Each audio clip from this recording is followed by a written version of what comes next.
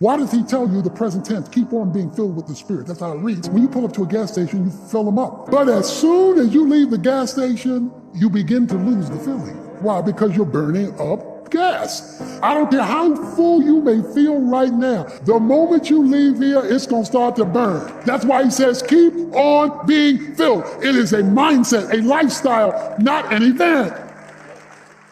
So the requirement, verse 4, of the law might be fulfilled in us who do not walk according to the flesh, but according to the Spirit. For those who are according to the flesh set their minds on the things of the flesh, but those who are according to the Spirit, the things of the Spirit. He says, you got a mind problem. I have a mind problem. He says, because we're not thinking spiritually, we're not walking spiritually. And because we're not walking spiritually, the flesh rules. The flesh rules, no matter how committed you are to the law. To the law. Because the law can tell you, but the law can't help you. Let me say that again. The law can say this is right and this is wrong, but it can't help you do right. It can just condemn you if you're wrong or tell you if you're right. But to just say, the 10 Commandments, whatever the law is, those laws are good, they just can't help you. What he says is if you walk in the Spirit, you're not operating by a relationship, not by a rule. Okay? I mean, how many of you have gone to the library to look for a book on how do I love my kid? You kind of do it because they're your kid. It's a relational thing. And the love, anything about the book only comes to supplement. It doesn't come to define. The law can't help you. It can condemn you. But what he says is if you walk in the Spirit, and he says it is a mindset. There must be a change in thinking to think spiritually to get the help of the Spirit. Okay? So when that begins to take place in our lives, the Spirit, the engine is turned on in our souls and in our being so that God's presence is now being experienced. Now he says, how do you know if you've begun walking in the Spirit? Because when a baby first starts walking, it's going to fall down and then get up and then fall down and get up.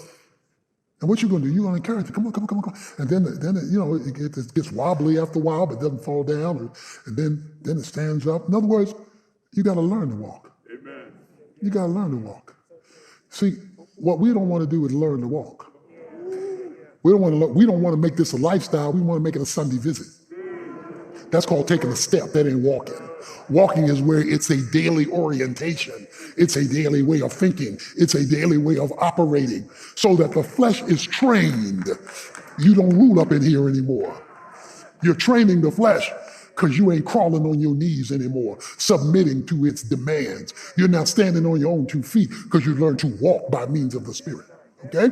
So now your thinking is shifted because now this is a way of operating and not merely just a way of just following a bunch of rules without an appropriate relationship. And he says, here's how you know you are growing in your walk. You are changing. When a baby's growing, it's changing. If there's no change, there's no walk. Okay? And the change is not necessarily the desire, it is the control. He says, walking in the flesh, or living by the flesh, in Galatians chapter 5, he says that walking is by the deeds that you do. Look at verse 19. Now the deeds of the flesh are evident. The flesh is measured by what you do. Okay? And he lists all these categories of actions that are fleshly. Now, let me say this. A lot of what's wrong with us is not tied to our personality, it's tied to our flesh. But we excuse it because of our personality, or we excuse it because of what somebody else did. Well, they shouldn't have ticked me off. I wouldn't have slapped them on the Oscars.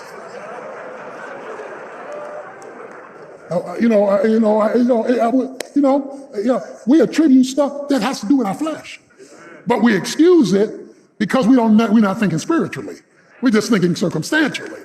When you're thinking spiritually, then you own it. And that's why people, husbands and wives, are fighting all the time and cussing each other out. It's not just the issue, it's that we got 2 people in the flesh. And because they're not in the Spirit, they're not relating properly. What does the Spirit do when you're walking in the Spirit? Verse 22, but the fruit of the Spirit is. The deeds of the flesh are, but the fruit of the Spirit is. Let me say that again. The deeds of the flesh are, but the fruit of the Spirit is. Okay, watch this. Deeds are tied to what you do outside of the will of God. Fruit is tied to a tree. That's two different things. Deeds are tied to you. Fruit is tied to tree. You've never seen an apple grunting to be appleish. You've never seen an orange grunting, oh, I need to be orangey. I need to get the juice going. You've never seen a banana, come on yellow, come on yellow. You don't see fruit grunting to be fruity. No, it is growing because of its attachment to a tree. Its attachment to a tree is making it fruity, okay? And remember what fruit does. Fruit always reflects the character of the tree of which it is a part. You will only find apples on apple trees.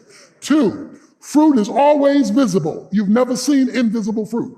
3, fruit is always for the benefit of somebody else. Any fruit eating itself is rotten. So if nobody else wants to take a bite out of your life, it's because you're not juicy enough. If nobody wants to follow you, nobody wants to be like you, because there's not enough Christ in you showing up. That means you're not bearing fruit, which means you're not connected to the tree. You're not intimate with the tree. And so you wind up with the deeds of the flesh.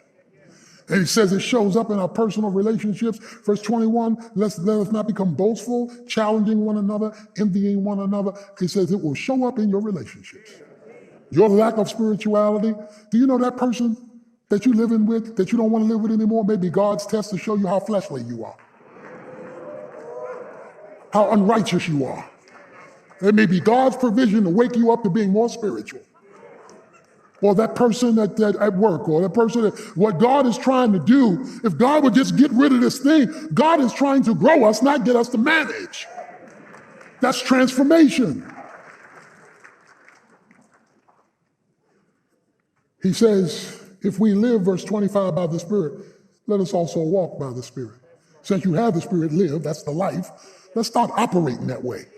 Not on Sunday morning, Sunday, Monday, Tuesday, Wednesday, Thursday, Friday, Saturday, and then we get some new juice. Ephesians 5:18 says, be not drunk with wine, but be filled with the Spirit.